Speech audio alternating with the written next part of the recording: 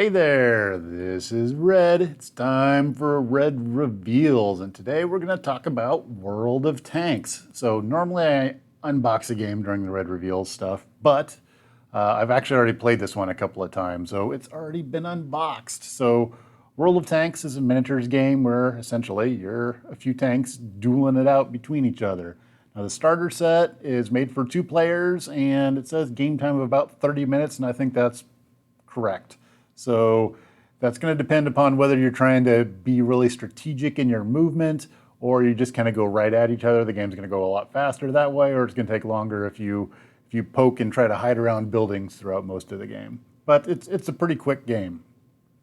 So in World of Tanks, you've got a 24-page rule book that comes with World of Tanks. So you've got 24 pages right there.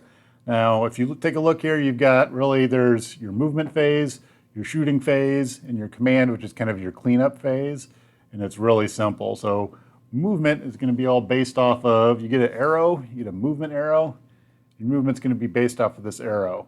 And we'll talk about that in a second here.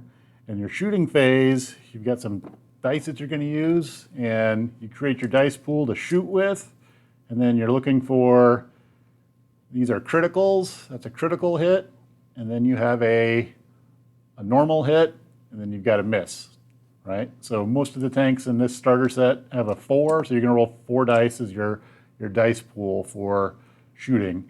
And then you're going to defend, and your defense usually starts with 1, and then depending upon how much you've moved, if you're in cover, what the terrain looks like, you may add additional dice to help you defend. It's fairly simple. Then after that, there's a command phase where you do cleanup, and if you take critical hits, you can get these cards, so there's additional cards. When you take critical hit damage, they do other things to your tank. So like this one right here says your optics are damaged, and that the tank gets -2 for what you would roll for your attack die pool.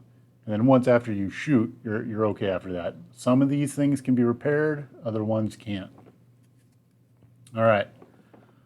That's kind of the basics of the game, really. So let's look at some tanks, actually. So you got 24 pages. The things that I will say is there's a lot of pictures in here. So while 24 pages, you may be like, oh, well, that's a lot. No, not really, because a lot of it's taken up by pictures. And a lot of it's like sight things, where if you can see 3 corners of a tank, then it's not behind something, it's not in cover. But like this guy right here is in cover because you can, from your tank, you can sight 2 corners, but not 3 and 4 corners that happen to be in the woods. So therefore, since 3 corners, you can't see all 3 corners clearly, he's in cover. But yeah, the game's pretty simple. There's not a whole lot to it there. Kick that out of the way. And the best part about the game is it comes with tanks. So you're gonna get 4 tanks that come with the game. Now the game uses a variety of different sizes of tanks. There's some tank killers and there's some light tanks, but these are all medium tanks that come with the game. So you get a Sherman, T-34, a Cromwell, and a Panzer. Now, they are all very similar. You take a look at them, they have firepower of 4, which is their attack die pool. You got a survivability of 1, that's your base defense pool. Now, mobility on a couple of them is 3, and a couple of them is 2. That's how many times you can move in a turn. So movement is fairly simple. You have your tank, like right here, and you have your arrow. And you put your arrow on the tank, and you move him to the end of the arrow.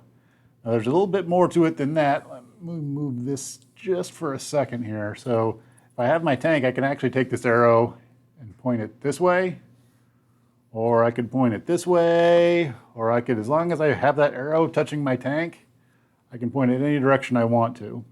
Then the other part of it is when I move my tank, what I have to do is I have to end up along my arrow. So I don't have to move the full length of the arrow.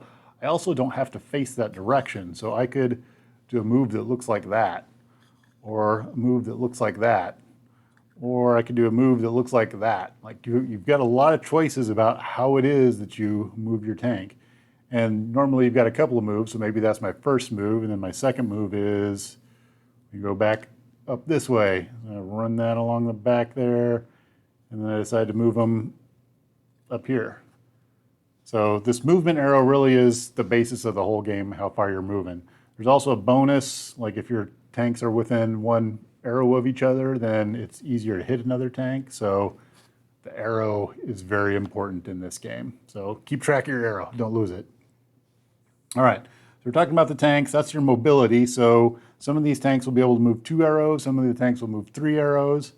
And the other part of it is initiative. So initiative, whoever has the highest initiative is going to move second and shoot first. So you want to have high initiative. Now, there is an advantage marker, and that's the tiebreaker piece. So at the beginning of every round, you're actually going to roll 3 dice and see.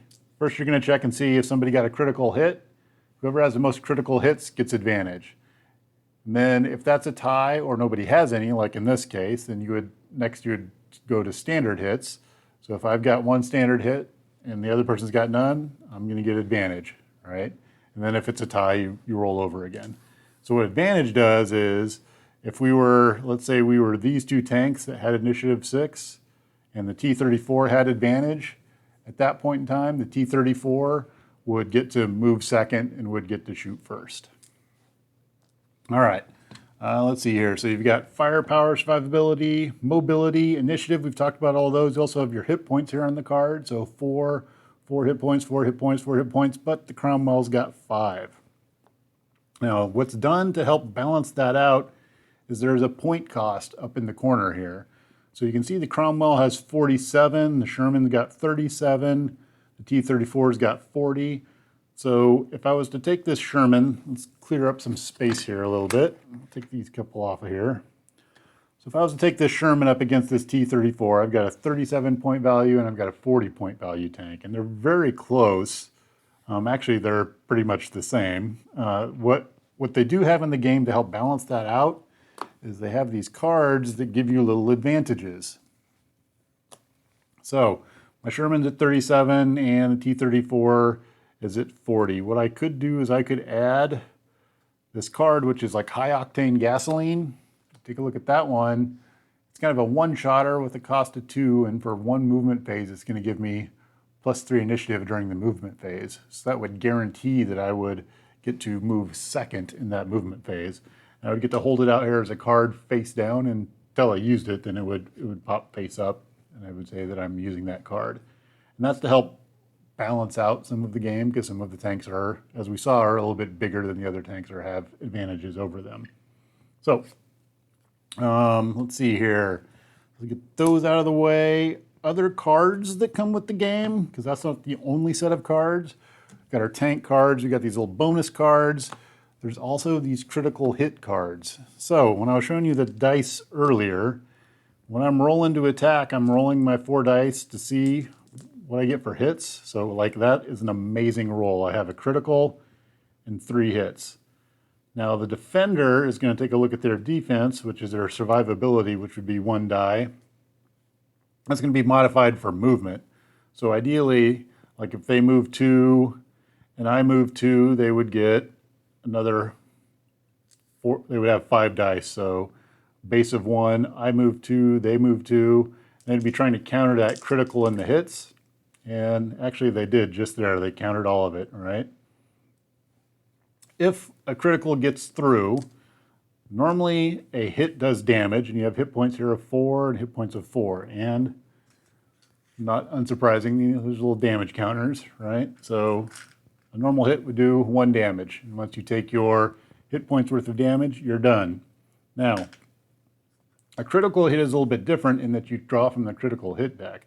So if I were to do a critical hit, the T-34 would draw a card, and here we have a engine damaged. So first off, I'm going to take 2 damage, which is more than your normal 1, and then I can only make 1 move per turn, so it's going to totally slow me down. Now, some of these cards have repairable on them, and what that means is during that cleanup phase that's at the end, you get to roll a die, and if you get a hit or a crit, you're able to repair this, and then you no longer take the damage. Stays. You're not going to get rid of the damage, but you're going to remove the piece you have that's affecting your tank there, so that you can only make 1 move per turn. That would go away, and you'd be able to do your full moves after that. So Critical hits are fun. Sometimes they do 0 damage, sometimes they do 2 damage, sometimes they do 1 damage. They all do all sorts of kind of cool things. There are also, of those bonus cards that I'd shown before, some of those bonus cards will counteract some of the critical hits, which is kind of cool. So if you pick the right cards, you can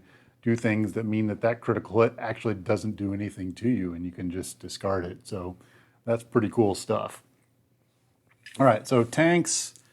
What else do we get that we haven't talked about yet is terrain. So in the box, you're going to get these 2 big pieces here, which are a hill on one side, and then there are forests on the other side. So the hill is going to kind of add an up and over to the game. And in that, if you're on both sides of the hill, you can't see each other. But if you get up and kind of going over the hill, there's a point where it's kind of cover, and then you have good sight.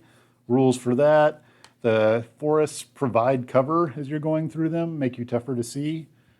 Then you have some houses, which are impassable terrain. There's essentially big blocks that are out there and you can't do anything about them. And then you've got some walls, and the walls usually build off of the houses. And you can hide behind them for cover, but they can be destroyed and you can roll through walls also. So not as in the way as the houses are, but they provide a little bit of cover in the game. Let's see, other things that come in the game. You're going to have a set of markers to show how much you moved. So these are just little tiny markers that have like a 3 on it. So when I was talking about the modifiers, when you're trying to calculate what is your defense die pool, you will take a look at, or I guess it would be dice pool. Is it dice pool or die pool? I don't know. Dice is multiple, but would it be a pool of dice or a pool of die? I don't know. Anyway, when you go to calculate what that is, what you're going to do is if this guy moved 1 and I moved 3, you're going to total that up. That's 4 additional dice that you would get to roll in order to see if you defend successfully or not. All right, other stuff that goes with the game are just some tokens. You have some for destroyed tanks. If your tanks blow up, you're playing in a multiplayer thing, it ends up being just a big blob in the middle of the table you can't shoot through or drive through. You have some flags for capture the flag type games. You also have some number markers. Now these come in handy if, let's say you bought 2 starter sets and you've got a Sherman. You've got 2 Shermans out there, right? One of them is going to be Sherman number 5, and the other one's going to be Sherman number 1, let's say. That way you can keep them separate in the game. But really, I think I've covered all the bits and pieces to the game at this point in time. One of the things I will note is when I played with my son, he used the dice from the game, and I just got some blue dice out. And if you do that, 1 through 3 is a miss. 4 and 5 are a hit, and then the 6 is a crit. So that way you kind of keep the pool separate as you're rolling things. But yeah, I was pretty impressed with this game. 2 games, pretty quick. I think we had the rules down. The first game usually you play, you're kind of stumbling through the rules, trying to figure it out, and it really wasn't that tough. It was pretty easy. It's move a couple of times, see if you can see from your turret to their tank. If you can see 3 of their corners, they're not in cover. And if you can't see 3 of their corners or they're blocked by something they're in cover, it makes it a little bit tougher to hit them. But then it's just rolling dice off against each other and see who gets blown up first. So I really liked the game. It was a great game to play with my kids, low barred entry. Kind of interested in ramping it up because we just played with 2 single tanks. I would like to see maybe like a 200-point game where we start to get platoons of tanks. So one of the things I hadn't shown was, let's see if I can get that tank. The detail on these tanks is pretty good. I'm pretty happy with them. So the thing you will notice is that the tops aren't attached. They actually come off. So if I have this little turret here is going to come right off of there. That's actually kind of good, I think, because that's not a piece that makes it so that piece isn't going to break or snap off of there. I kind of like it being on there loose, and then you can position your turret to point at your enemy. So the miniatures are really nice. I'm really happy with those. Let's see here. Where's the other one? This Panzer tank's pretty cool. He's a big bad guy. So really nice. So anyway, It looks like they've got some expansions rolling out. They've got a couple of, I don't know, they've got 4 tanks that you can get additionally already, because this was wave 1, I believe. So then there's one for each country. There's another Soviet tank, another American tank, another British tank, and another German tank out there. And I think they're going to do waves 2, 3, 4, and 5 are coming out. So lots of great stuff. Now, I don't play the online game, but with this game and then each expansion that comes out, there's some code. There's a code to get goodies from the online game, which makes me think I may need to buy the online game now that I've got, code for stuff that I'm not using right now. So anyway, that's World of Tanks. Probably do a playthrough pretty soon, but yeah, I'm liking it, and I think you should check it out. So that's it for now. Let me know what you think about World of Tanks, and thanks for watching.